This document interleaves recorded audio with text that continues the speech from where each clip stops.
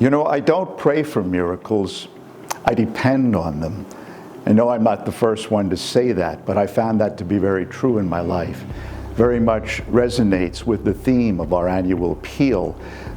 I can do all things through you who strengthen me. St. Paul said those words in the epistle to the Philippians. And it's certainly true that Jesus depends upon us to be his eyes, his ears, his hands, and his feet. And through you, who are miracles to the people whom you serve, so many are served. So many receive the love of Jesus in their everyday life. Particularly seminarians, those who are seeking their vocational discernment, people who wish to care for others and respect for life, and all of the many other things that our donations, that your donations go to. I want to thank you, and I want to ask you to continue to be generous for those whom you serve in our parishes, to help us be the eyes, the ears, and the hands and the feet of Jesus. Well, to study for the Diocese of Albany was a pretty easy choice for me, because as soon as I had decided that a religious community wasn't really the right fit for me, Albany's my home. I grew up here. I've only been away from here for a couple years of my life as a student, so college and grad school. And then I was back here working, so it was a natural fit. There's no other place I'd rather be. How exactly I wound up in Rome is sort of, you'd get the same answer from anybody who wound up in Rome. Is it just basically we were told to go there? But it's a great joy and it's a great privilege to be there. It's one of the many seminaries that the diocese uses, so we've got guys all over the place. And Rome just happened to be the one that Bishop and the vocations team, the vocations office, felt that I was most suited to. Far and away, the biggest takeaway is that everything that we do, whether it was here in the diocese while I was studying philosophy or now in Rome studying theology, is that everything that we do is for the parishioners here. Everything that we do is for the local church, for the building up of God's kingdom here on earth. And we couldn't do it without those people, and we always do it for those people. Those connections are of really high importance to me, particularly because in today's culture, today's secular culture, it can be difficult to find people who share the faith and who want to talk about the faith and engage with the faith and grow in their faith together. And so the young adult meetings are a wonderful place to find those people and connect with those people who have that same openness to the beauty of the faith and the truths of the faith, and are really looking for that foundational, stable truth that worldly culture just can't give us. My name is Rachel Stagnetti, and I, along with Tim Zarecki, run Mohawk Catholic. I'm Will Capuano, and I'm starting the young adult group called Spot City Catholic, based out of Saratoga. The first I kind of heard about any of these events was with Adirondack Catholic, which is a group up in Queensbury. I had actually, my sister sent me one of their Instagram posts and said, hey, you should go to this. So I went, and then as I was going to that, someone said, are you on Tom Cronin's email list? I said, well, who's Tom Cronin and what does he do and why should I be there? And they kind of explained that there are these events that are happening in the diocese, sponsored by the diocese, and that the goal was to get young adults joined together. So I started coming to those, and it's been really great ever since. I wanted to have that same kind of sense of young adult community, so I reached out to a lot of people throughout the area about what events are going on, what does the young adult scene like, and Tom Cronin's name was thrown out to me, and then I reached out to him and got on his email list, and I attended whatever the Adirondack Catholic event was where the bishop came and spoke, and that's where I met Rachel, and she was talking about her group, and met people through Adirondack Catholic and things like that, so kind of got in the circle by going to that event. I think that it's really important for young adults to see that they're welcome in the church, that there's a space for them, that church and the Catholicism, faith, and a life that's based around religion is possible, and that it can fit into your daily life, and that there are ways that the church is actually looking to engage people of our age.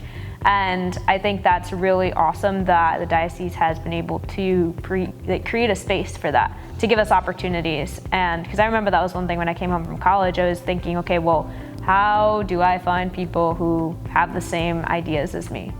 just the fact that it's even a thing where it's promoting young adult events and there's emails that go out trying to reach our demographic is really, really great. And I'm very thankful that so much time and money is invested into groups like us to take these people who are, graduating from college and having a sense of community that can be built with us and with them is super cool. So I'm very thankful for just the recognition, but also to have so much that goes into what we're trying to do with our diocese. I would say first and foremost, the awareness and the appreciation for what the Diocesan Appeal is.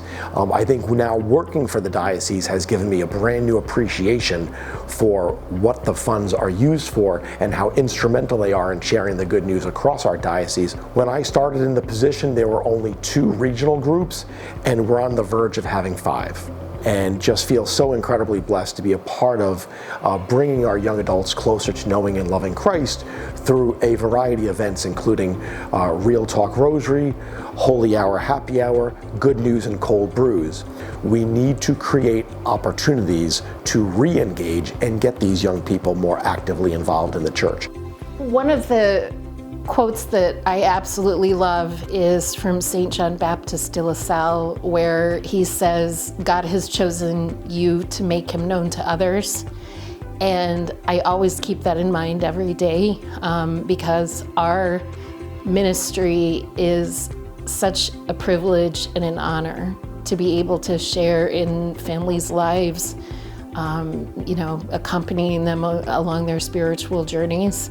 It's not a job at all. It's an honor, it's a privilege just to get to know our families and just to be able to share in their lives in that way. I feel like we're truly partners in ministry.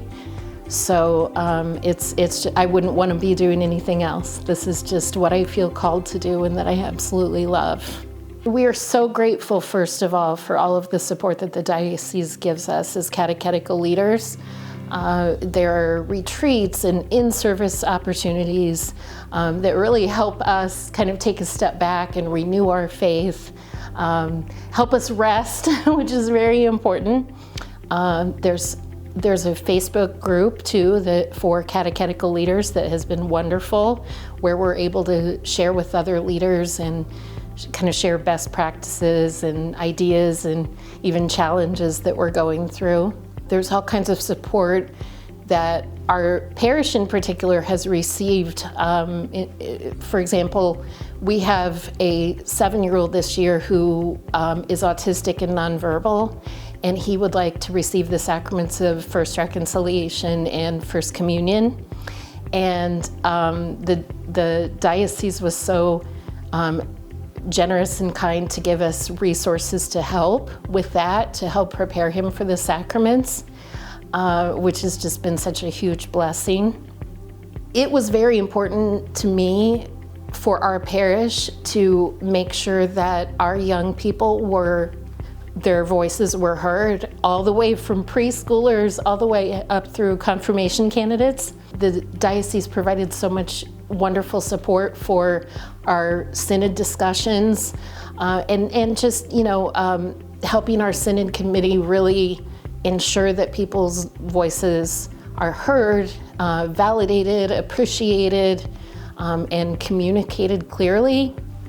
So we were able to really engage our young people, as I said, preschool all the way up through confirmation, in sharing their thoughts about church and parish life. I love this quote by Pope Francis. He said this at World Youth Day a while back, where we always think of children as the future, but he says no, that our young people are the now of God. So I try to keep that in mind, that yes, these are the future leaders of our church, but these young people are also fully present here and now too. I hope you've been moved by the stories that you've heard, the very concrete and ways in which your generosity has reached the hearts and the minds and the lives of those whom you have helped. As you know, what we do through one another. Jesus saves us through us, and He's with us at every step of the game, every step along the road. But without your help and generosity and support, none of this would happen. I want to thank you again and wish you all of God's blessings.